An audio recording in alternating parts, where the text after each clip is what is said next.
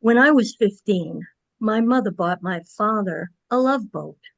He'd been the victim of patriarchal violence and shaming so severely that by the age of 42, he'd become violent himself. Deep in the abuser's pit of remorse, he told me he was worth more dead than alive. I wanted to argue with him because I loved arguing with him. I almost became a lawyer. I love arguing so much. But in the face of that depression, I couldn't muster the words.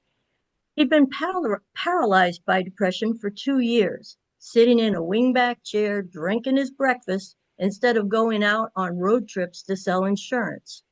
He wrote fake sales call reports and the expense account claims to back them up, which is fraud, so he could hang out at the dairy farm up the road at milking times where several local men met up every day.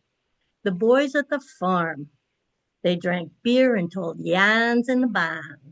They belly laughed till their sides ached.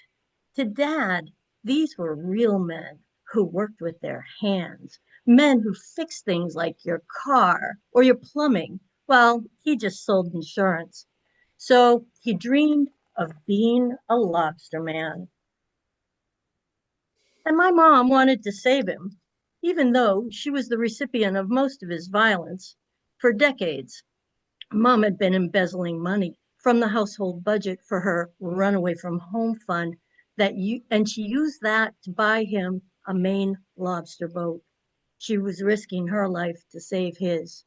I got you, she was saying. Quit your job. Let's sell the house when we'll move to East Bumfuck, Maine. Well, he loved that boat, but he couldn't quit the job, couldn't sell the 5-bedroom colonial, couldn't move away from his boys at the farm, couldn't free himself because secretly he feared that in telling the truth, he'd end up in jail. So he bought a 10-trap hobby license and pretended he was already free.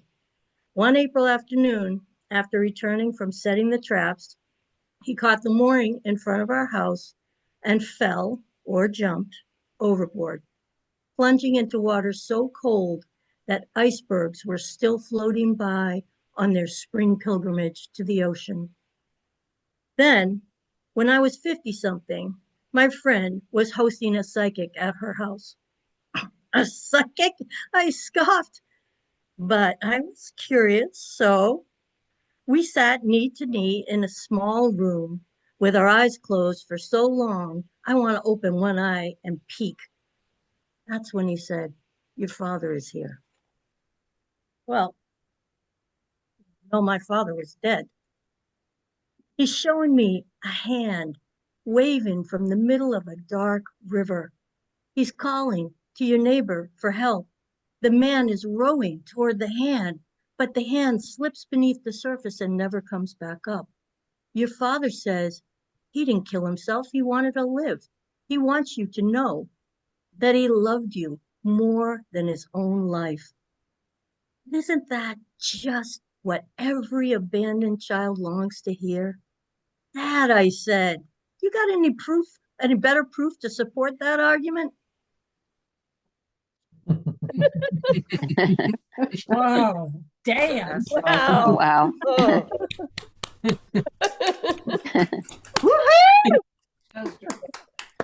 Thank you. Oh, good. Oh, wait, it's going to go off. You Got it in time.